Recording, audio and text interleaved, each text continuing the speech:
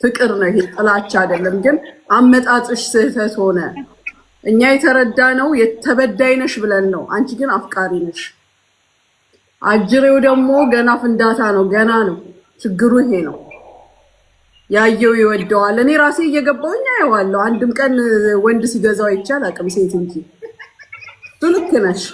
ተናገር ነው ሴት አኩሪ ነው። ጀለሴ ሴት አኩሪ ነው። ሴት አኩሪ ይባላል በሴት የሚከበብ ወንድ። ስሚማ ይኸውልሽ ቆንጆ የወደድ ሁለት ኪሎ ነው። አንዴ እስኪ እኔ አዳምጡኝና ማለት ነው እኔ እቺ ልጅ ጋር መቀጠል ባልፈልግ አክስቴ ሞኒተር አዋርቻታለሁ። ላመጣ ነው እንደዚህ ነው ብዬ ሁሉ አነግሬያታለሁ። ሚዲያ ላይ ላወጣት ሁሉ ተናግሬያለሁ። ግን እኔ ያሁኗንም ቦይስ አዳምጪልኝ። አሁን 29 ሰከንድ አድርጌያለሁ። ያቺኛዋንም የሆነ ነገር ጋር እኔ አጣብቅኝ ውስጥ እንዳለው ማንኛውም ሰው ያውቃል። የወጣችሁ በደካማ ጎኔ ነው ሀቡ። እኔ ምን አደርጋለሁ? እሺ ግን ያን ነገር እኔ ካላረኩኝ እኔ አውቃለሁ ምን እንደሚሆን ማለት ነው። አሁንም ማንም ጋር መነካካት አልፈልግም ያልኩት እንድትረጅኝ የምፈልገው ይሄንን ነው። ብሯን ደግሞ አልመልስም አላልኩም፣ እሰጣታለሁ ያልኩት እኔ ከየት አለኝ ብሩን አላጠፋሁትም። አሁንም ቢሆን ለልጅ 70 ሺህ ብር አለኝ ኢትዮጵያ። ምክንያቱም ከልጅ የሚበልጥብኝ አንድም ነገር የለኝ። የምነግርሽ ነገር ማለት ነው።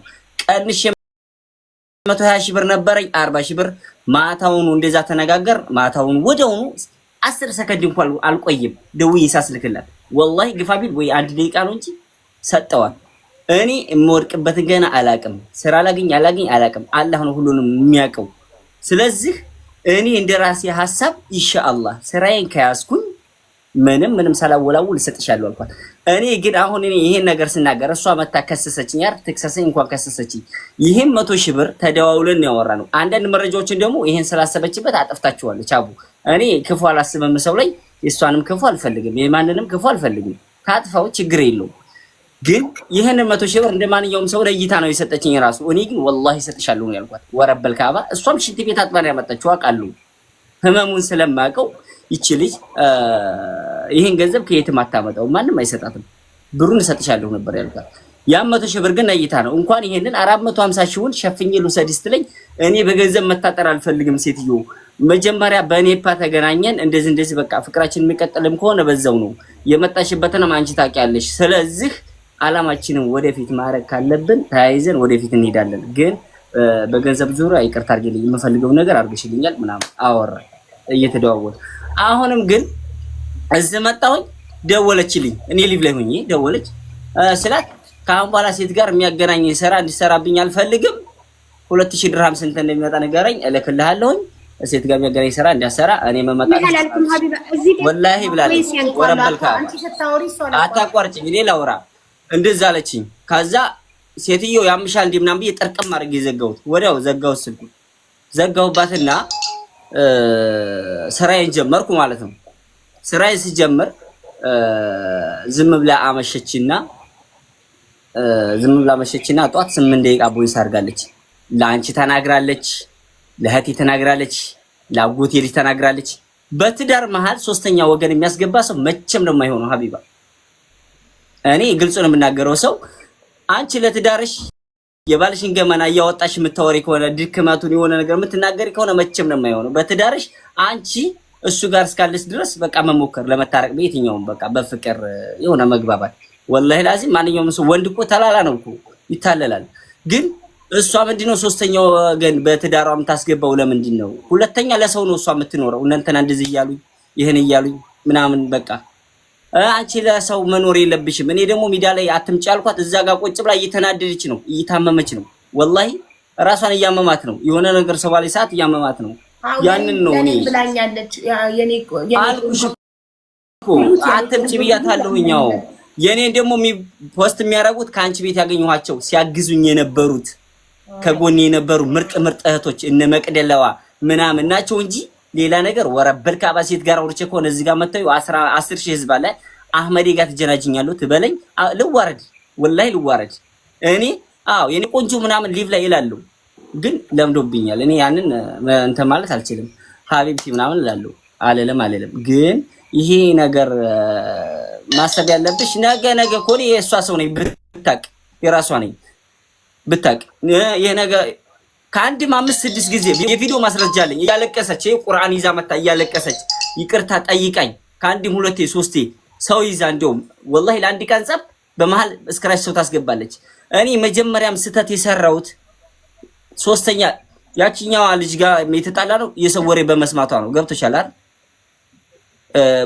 ሁሉንም ነገር ይሆነ አሁንም ሶስተኛ ወገን የሚያስገባ ሰው ለትዳሬ ስለማይሆን በልጅምዬ እንደማኮኔ ነገርኳት እና ሁሉም ነገር በስነ ስርዓት እንደተጀመረ በስነ ስርዓት ማለቅ አለበት። ገንዘብሽን በፊት ገንዘቡን ሳልነካ ይሄ ፕሮሰስ ሳይጀመር ላላህ ብለሽ አካውንቱን ላኪ ብርሽን ልስጥሽ ብያታለሁ። አንድ ብር መንካት ሳልፈልግ ብሩ የእናንተም ያ ፕሮሰሱ ሳይጀመር የለም እንትና ሪም እንደታመመች ያ 100,000 ይመለሳል ብዬ ስላሰብኩ ይሞላል። ያ ከተመለሰ ድክመት የሆነው ይሄ 100,000 ብር አይደለም ያ ስለሚመለስ እሰጣት ነበር። አሁንም ልጅቷ ግን እዚህ ጋር ገንዘብ ልካ እኔን በገንዘብ አስራ ያው እንደገዛችኝ አድርጋ እንትን ማለት ነው የፈለገችው። ትናገራለች ላልኩሽ ሰው ታሰድበኛለች። እኔም ደግሞ መናገር ስለማልችል ተጨንቄ ነበረ። ግን እኔ አሁን አልሐምዱሊላህ ምንም የሚመጣ ነገር የለም። ግን አሁንም በዙ ካለፈ ኢንሻአላህ ምንም የሚፈጠር ነገር አይኖርም። ገንዘብ ይላለችው ደግሞ እኔ በፊት ራሴ ሰጥሻለሁ ብያታለሁ፣ ነግሬያታለሁ። በዚህ ቀስፈት የማመጣው ገንዘብ የለኝም። ቦይስ ማስረጃ ምናምን ላለችው ተላክልሽ፣ ሁሉንም አዳምጪ፣ ችግር የለውም። እኔ ከህዝብ የምወጣ ሰው አይደለሁም። አንደኛ እሷን ገንዘብ አልፈልግም። ግን ሰጣችሁ ካልካድክም ማለት ብሩ እንደሰጣችሁ ካልካድኩም እኮ እኔ እሰጥሻለሁ ራሴ ነኝ። ምንም አይነት ማስረጃ የሚያስፈልገን ለካደ ሰው ነው። ግን አሁን እኔ የምነግርሽ ነገር ቀስ ብዬ ተረጋግቼ የራሴን አስተካክዬ ነው የምሰጣት። ይሄን ትከሳኛለች፣ ምንም ነገር ላደርግ አልችልም። ግን ህዝብ ፊት እኔ ቃል መገባላት እኔ ይሄ ነገር እኔ መንጃ ፈቃዴና አይዲን እጄ ላይ ሳልይዝ አንድ ብር አልሰጣትም፣ እነግራታለሁ። አሁን እሺ ቆይ አህመድ፣ መጀመሪያ እኔ መስሎኝ የነበረው ተበድረህ አጭበርብረህ ወላሂ ብድር አይደለም። ግን ሀቡ ነይታ ነበር 100 እንደማንኛውም ሰው የሰጠችኝ። ግን እኔ እሰጣታለሁ ነው ያልኩት፣ ምክንያቱም ስለማልፈልግ። ይኸውልህ መጀመሪያ አበድረህ አጭበርብረህ መስሎኝ በጣም ደም ግፊቴ ከፍ ብሎ ነበር። በጣም ተበሳጭቼ ነበረ። በፍቅረኝነት በባልና ሚስት እንደ ስጦታ ከሆነ የተሰጣጣችሁት አንተ ሀቄ ነው የሰጠውክ ነገር ጸጽቶኛል መልስልኝ ካለች ሙኒት ስራ ስታስገባክ ስራ ሰርተህ በየወሩ ከደሞዝ ላይ የቻልከውን ያህል መንጃ ፈቃድክን ከያዝክ ስራን ከጀመርክ በኋላ የሰው ሀቅ መልስ። መጀመሪያ ነይታ ስጦታ ብላ ሰጥታለች አይደል? አሁን ደግሞ የኔ ካልሆንክ ብሩን አምጣ ብላለች አይደል? የኔ ከሆንክ ብቻ ነው ይሄ ብር ያንተ የሚሆነው፣ የኔ ከሆንክ ብቻ ነው። የኔ ካልሆንክ የኔ ማትሆን ከሆነ ከኔ ጋር ማትቀጥል ከሆነ የሰጠውክን ብር አምጣ ካለች ሰርተህ ክፈላት። መስተካከል የሚችል ነገር የለም አህመድ። ኢንሻአላህ እኔ አልከፍልም አላልኩም እኮ። እኔ እንደውም ያልኳት ቀላል ነው ወላሂ፣ እስከ 7 ወር ታገሽኝና ገንዘቡን ልስጥሽ ያልኳት እንጂ እንደዚህ ነው ምናምን አላልኳትም። እንደውም ታዩ ሀቢባ ችግር የለውም ዝሮ ገንዘቡን እሰጣታለሁ። ያም ማለት ይሄም ማለት ለራሴ ለአላህ ስል እኔ አውቀዋለሁኝ። ለአላህ ስል ለራሴ ስል ለነፍሴ ስል ኖ ምን መሰላችሁ? አይ ከታረቀ ምን ይበሱ ቦታ ቦን ከታረኩም መጀመሪያ ብሯን ከፍዬ ነው። ለምን ይሄ ወንድ ልጅ ነው። አቦ እኔ ከፍልለታለሁ። እሷ የመምጣት ፕላን አላት አይደለ? የመምጣት ፕላን አላት። አንደኛ ሞኔትዬ ትዳር በብር የሚቀየር አይደለም። አንቺም አትከፍሊ። ላስረዳሽ እኮ ነው። አንደኛ እቺ ልጅ ፍቅር ነው እንዲያረጋት ያለው ግልጽና ግልጽ ነው። እሱን ማጥቃት ሳይሆን መያዝ ነው የፈለገችው። ይሄ ደግሞ የአንዳንድ ሴቶች ባህሪ ነው። አንዷ በእርግዝና፣ አንዷ በገንዘብ፣ አንዷ በምን መላ የመሰላቸውን ነገር ይጠቀማሉ። እኛም ያለፍንበት ህይወታችን ነው። ፍቅር ሲኖር በምን ሊያዘው ባሌን በምን አስደስቼ በምን ብዬ ያለ ነገር ነው። በፖዘቲቭ አይተ ነው። በጣም ትልቅ ነገር የተናገረው አህመድ ትዳር ላይ ሶስተኛ ሰው ከገባ አለቀ፣ ትዳር ፈረሰ። እናት አባት እንኳን ትዳር ላይ መግባት የለበትም። የሁለታችሁ ገበና የሁለታችሁ ነው፣ ጥሩ መጥፎ። ስለዚህ እንደኔ ብናስታርቃችሁ ደስ ይለናል። ቀልድ አይደለም፣ ኒካ ማለት ቀልድ አይደለም። አሁንም ይቀጥሉ ነው። እሺ ቆይ እኔ ደግሞ በብር የያዘችው እንዳይመስለው። አዎ አንደኛ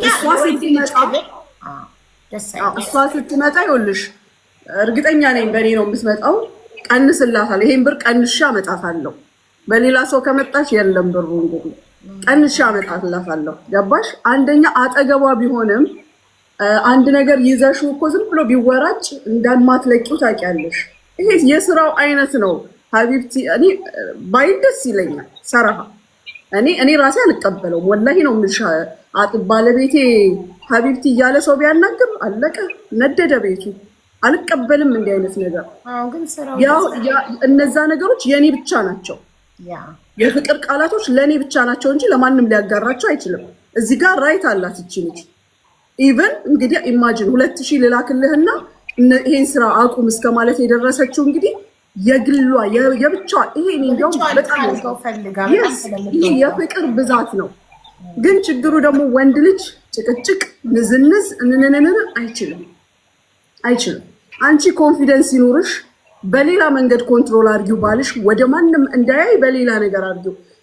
አንተም የተወሰነው ነገሮች አስተካክለህ ሲጀምር ሱቅ ስራ መተው አለበት። ታዲያ በዚህ ስራ እንደማይቀጥል ነው። እኔ እና እሱ ከስንት ቀን በፊት እኮ አውርተናል።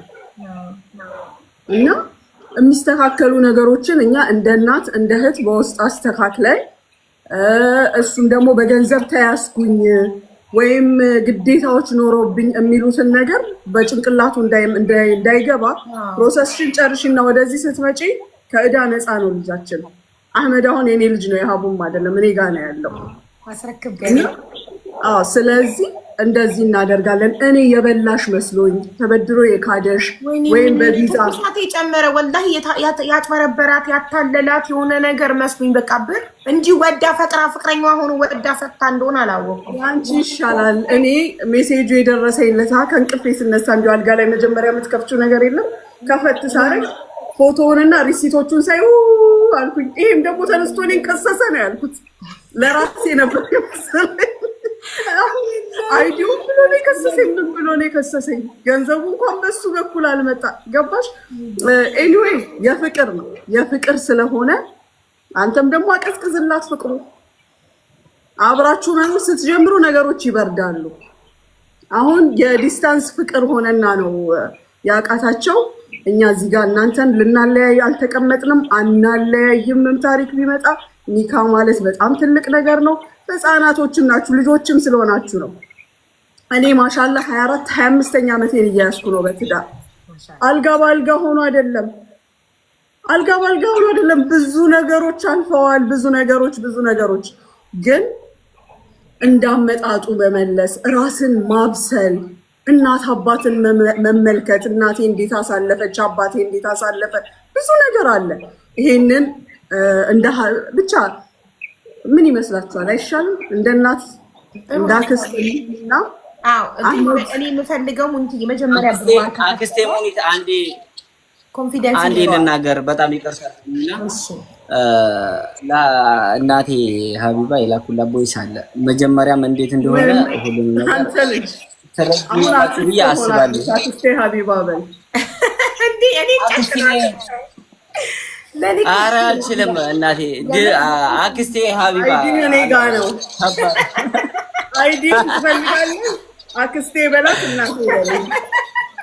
ይኸው እንደውም ማለት ነው የሀቡ ልጅ ብዬ ቲክቶክ ሌላ አካውንት ነበረኝና የሀቡ ልጅ የሚል ይውጣልሽ እናትህን ካርካት እንዲህ ምናምን ብለው እንትን ሲሉኝ ወረበል ከአባ የሀቡ ልጅ የሚል እንደውም 7000 ምናምን ፎሎወር ገብቷልና ሀቢባና እኔን ብቻ ነው የምፖስተው። አረ ባሏ እንዲያይ አፈታቸው ይሉኛል። አይዲህን ከሰይን ተቀበልሽ። እናትህን በአንድ ሴት ቀየርካት ወይ ሲሉኝ በወለደ ብቻ ሳይሆን ባሳደገም አለ ድልድይ ስለሆነች እኔ ምንም ላደርግም አልችለው ነገር ነው ይሄ ምናምን እንትን አለ። መራት ላይ በአይዲ ነው በወለደም ባሳደገም በምንም አይደለም።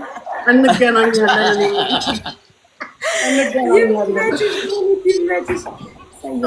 እና ማለት ነው። እሺ ለማንኛውም